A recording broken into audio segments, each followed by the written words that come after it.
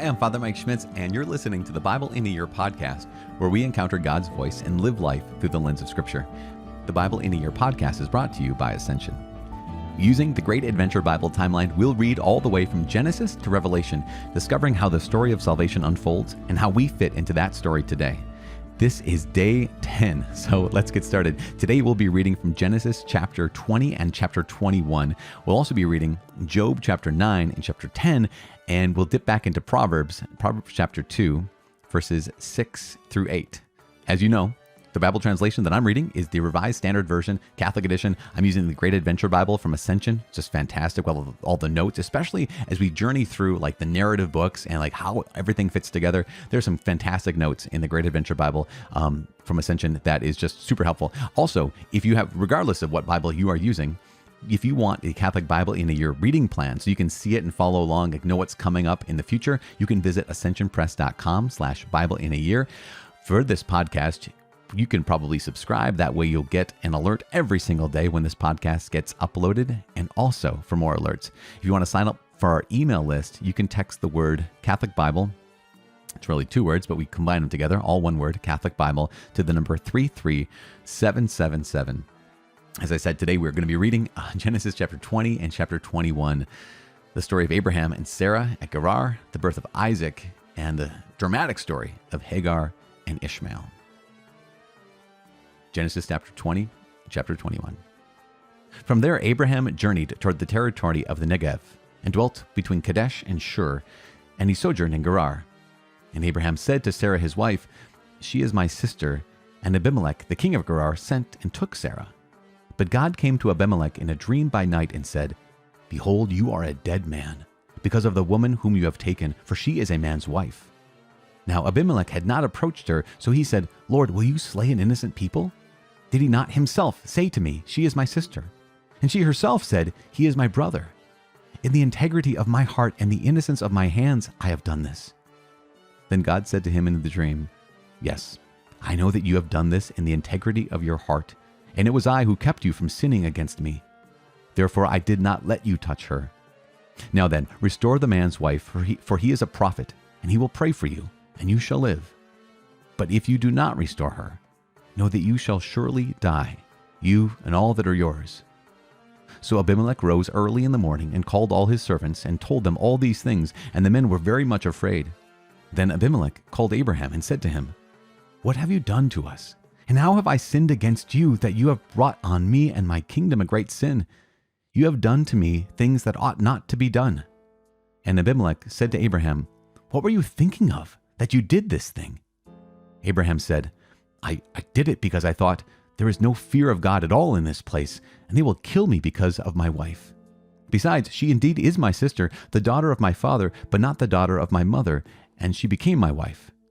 And when God caused me to wander from my father's house, I said to her, 'This is the kindness you must do to me. At every place to which we come, say of me, he is my brother.' Then Abimelech took sheep and oxen, and male and female slaves, and gave them to Abraham, and restored Sarah his wife to him.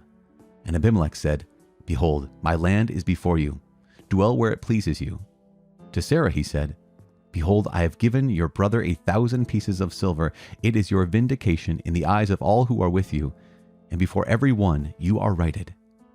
Then Abraham prayed to God, and God healed Abimelech, and also healed his wife and female slaves, so that they bore children. For the Lord had closed all the wombs of the house of Abimelech because of Sarah, Abraham's wife. The Lord visited Sarah as he had said, and the Lord did to Sarah as he had promised. And Sarah conceived and bore Abraham a son in his old age at the time of which God had spoken to him. Abraham called the name of his son who was born to him, whom Sarah bore him, Isaac. And Abraham circumcised his son Isaac when he was 8 days old, as God had commanded him. Abraham was 100 years old when his son Isaac was born to him, and Sarah said, 'God has made laughter for me. Everyone who hears will laugh over me.' And she said, 'Who would have said to Abraham that Sarah would suckle children? Yet I have borne him a son in his old age.' And the child grew and was weaned, and Abraham made a great feast on the day that Isaac was weaned. But Sarah saw the son of Hagar the Egyptian, whom she had borne to Abraham, playing with her son Isaac. So she said to Abraham, 'Cast out this slave woman with her son, for the son of this slave woman shall not be heir with my son Isaac.' And the thing was very displeasing to Abraham on account of his son. But God said to Abraham, "Be not displeased because of the lad and because of your slave woman.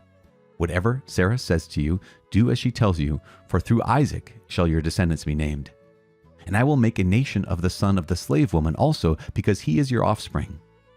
So Abraham rose early in the morning and took bread and a skin of water and gave it to Hagar, putting it on her shoulder along with the child, and sent her away.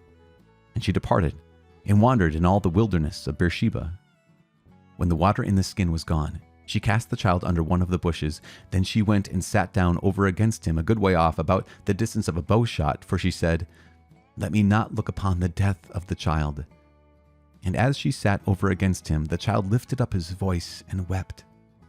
And God heard the voice of the lad, and the angel of God called to Hagar from heaven and said to her, "What troubles you, Hagar? Fear not, for God has heard the voice of the lad where he is. Arise, lift up the lad, and hold him fast with your hand, for I will make him a great nation." Then God opened her eyes, and she saw a well of water, and she went and filled the skin with water, and gave the lad a drink. And God was with the lad, and he grew up. He lived in the wilderness and became an expert with the bow. He lived in the wilderness of Paran, and his mother took a wife for him from the land of Egypt. At that time Abimelech and Phicol, the commander of his army, said to Abraham, "God is with you in all that you do. Now therefore swear to me here by God that you will not deal falsely with me, or with my offspring, or with my posterity, but as I have dealt loyally with you, you will deal with me, and with the land where you have sojourned." And Abraham said, "I will swear." When Abraham complained to Abimelech about a well of water which Abimelech's servants had seized, Abimelech said, "I do not know who has done this thing. You did not tell me, and I have not heard of it until today." So Abraham took sheep and oxen and gave them to Abimelech, and the two men made a covenant. Abraham set 7 ewe lambs of the flock apart, and Abimelech said to Abraham, "What is the meaning of these 7 ewe lambs which you set apart?" He said, "These 7 ewe lambs you will take from my hand, that you may be a witness for me that I dug this well." Therefore that place was called Beersheba, because there both of them swore an oath. So they made a covenant at Beersheba, and Abimelech and Phicol, the commander of his army, rose up and returned to the land of the Philistines. Abraham planted a tamarisk tree in Beersheba and called there on the name of the Lord, the everlasting God. And Abraham sojourned many days in the land of the Philistines.